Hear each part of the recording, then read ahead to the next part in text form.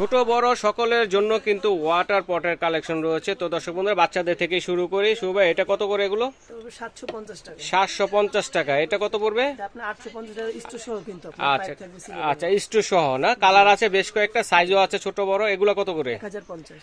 আচ্ছা 1050। এটা কত করে? 700 টাকা। 700 টাকা করে। তারপরে দেখবো আমরা স্টিলের প্রেস্টিজ ব্র্যান্ডের মধ্যে বড়দের জন্য, এটা কত করে, কত লিটার? এটা হলো আপনার 750। 750 কত লিটার?